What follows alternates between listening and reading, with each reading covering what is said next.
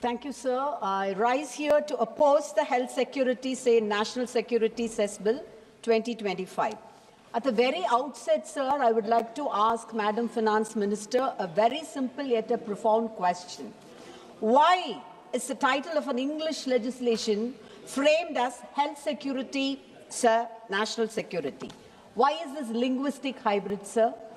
Why this attempt to inject a certain cultural or a linguistic flavor into what should be a neutral statutory title? This is not mere pedantry, sir. As our Honorable Chief Minister, Thalapathy M.K. Stalin has rightly pointed out, language is not merely a tool for communication. It's a question of identity, dignity, and democratic participation. So a law passed by the Parliament must be accessible, neutral, and linguistically equitable. So I submit, sir, that the word, say, be replaced with for. Sir, imposing any cess or surcharge is like slitting the throat of federalism. Why I use that phrase, sir? Let me explain. The funds collected through cess and surcharge goes entirely to the union government and without any distribution to the states. The union government, sir, eyes rupees 6 lakh crore from cess and surcharge in the financial year 26 up to 10% over the financial year 25. All the states, most of the states, protest against the shrinking share of this divisible pool of tax revenues not reaching them. The Health Security, National Security Cess Bill 2025 now seeks to levy a new cess on machines or process used in the manufacture of pan masala and other notified goods. Sir, I would like to ask in this August House through you, sir, when the union government can concentrate on the reduction of the sale of these harmful products, also creating an awareness amidst its consumers to reduce the use of such consumer products which are harmful to health, also creating an awareness amidst them, instead of doing that, imposing a cess on the manufacturing machines and the processes directly hits the small traders, especially the MSME. Also, it's neither acceptable on the general terms as well as on the ethical terms. I would like to explain why I use the word ethical. So the quantum of unused cess and the surcharge funds amount to 6 lakh crore rupees since 2019. That is not totally spent by the union government. While that is the scenario, why to bring a new bill, again a cess bill now, sir? That's my question. So this bill states that the cess is meant to augment the resources for meeting security expenditure on national security and for public health. In simple terms, the government says that it will use proceeds from cess on tobacco and pan masala to boost health and national security. Sir, this is really a thing to worry about. Let's remember the words of our Mahatma Gandhi, who said, means are as important as ends. So by which means you are collecting the cess and to which direction you are trying to divert the funds is a very important question. While the BJP professes that India is marching towards global leadership under the august leadership of our Prime Minister, Honorable Prime Minister, as Vishwaguru, based on the ideals of Dharma, isn't it very ironical to divert these funds, the cess, heavily laid on those manufacturing processes which are harmful for products? Isn't it really ironical, sir? Sir, let me come directly to the political heart of the bill. This government has been adopting a strategy for the past 10 years to convert taxation into cesses and surcharges because cesses do not go into the divisible pool and are not shared with the states. Sir, according to the 15th Finance Commission's report, let me make it clear here, the share of the cesses and surcharges has increased from 10.4% of gross tax revenue in 2011 to 12 to over 26% by 2024. This means states lose thousands of crores annually, and that is why I call it as a slitting on the throat of federalism, sir. Sir, our Dr. Annal B.R. Ambedkar warned us in the Constituent Assembly that federalism depends on the diffusion of power, not in its concentration in one center, but what's happening now, sir, it's a vice versa of it. Because this bill is another step in the systematic concentration of fiscal power, all concentrating only in the conglomeration of union government. So Tamilnadu has consistently demanded through every pre-budget memorandum that the union reduce its reliance on cesses. But instead of correcting its fiscal imbalance, this bill deepens it. So let me say, how does it do it? This bill imposes a lump sum cess on machines and manufacturing processes, especially those used for pan masala. Let me be very clear, sir, pan masala and usage of it are harmful for health, very injurious for health, and states should take accountability in regulating that. There's no doubt about it. But the method chosen here through the bill is deeply flawed. And let me also say, why do I make that statement? Because, sir, there is a nuanced difference. The bill taxes machines for what they can produce, not what they actually produce. Even idle machines attract the same cess, and getting any reduction is complicated. This feels less like a tax, but more like an unnecessary burden. So I call it as cessification of governance, not justification of governance.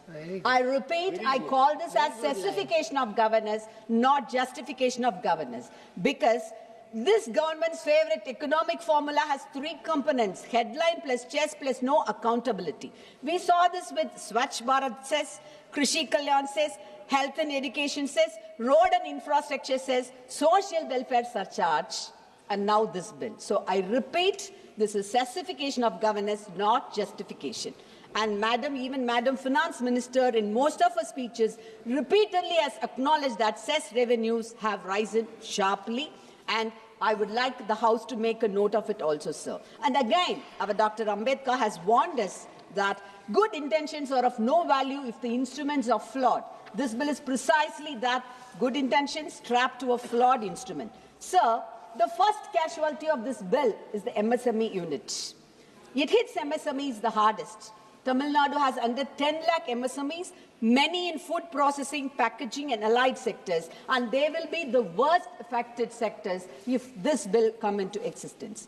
So a government should tax its people with the delicacy of an expert hairdresser, not with the roughness or the power of a butcher.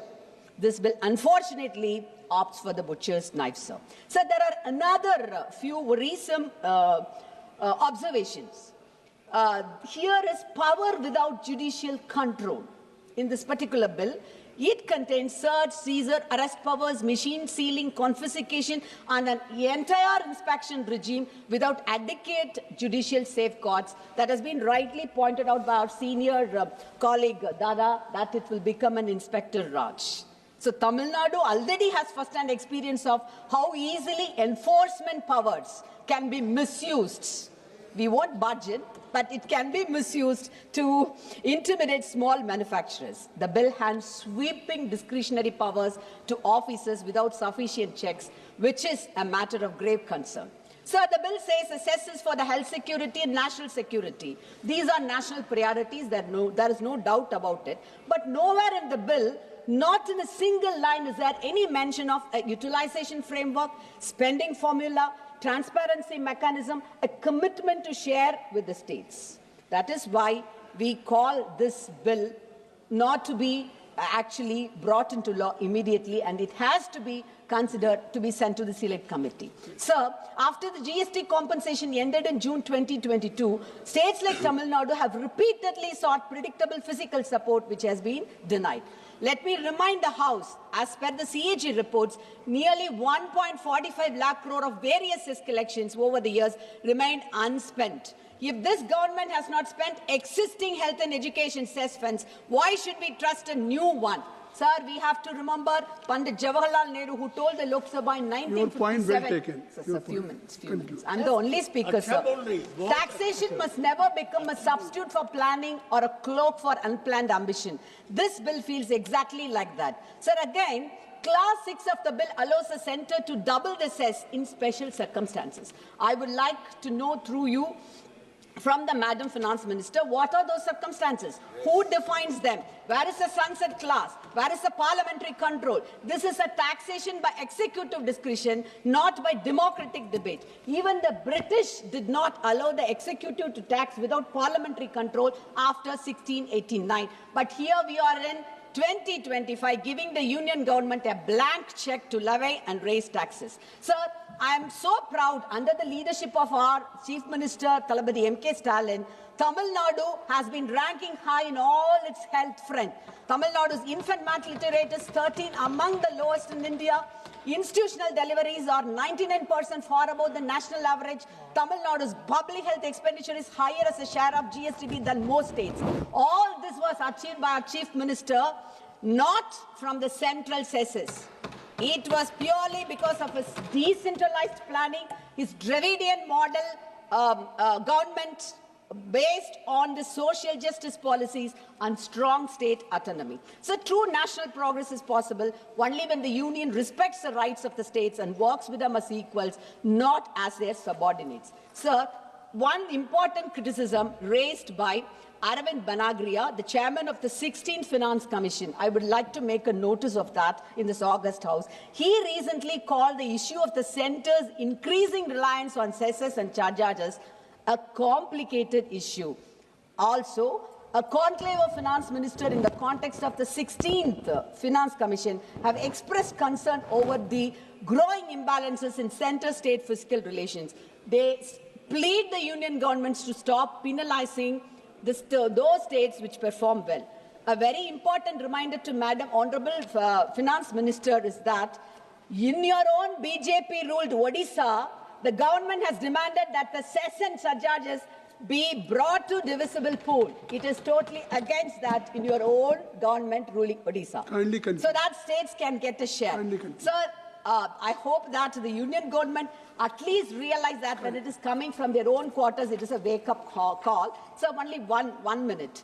So a few questions. Why a cess and not a tax? Why no statutory rule for utilization? How much of the cess will actually reach health infrastructure? Why no state representation in monitoring? Why empower officers with near police powers without judicial oversight? Why tax machine capacity instead of actual production? How much revenue does the union expect to generate annually? How will this cess interact with GST regime principles? Sir, a few suggestions, sir, 2 minutes.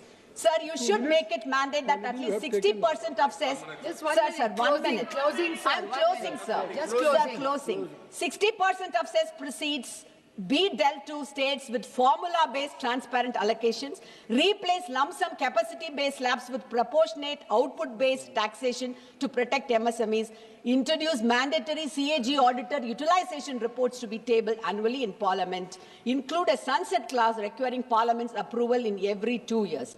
Sir, if the government accepts these amendments, Tamil Nadu is prepared to work constructively. Tamil Nadu has been suffering a lot, pleading the union government to release the finance for all the Samagra Shiksha Abhiyan, for Manrega, and the union government is turning a deaf ear to all the requests, which is again a slit on the throat of federalism. I would like to end with the quote by our Thandai Periyar, a quote by Thandai Periyar.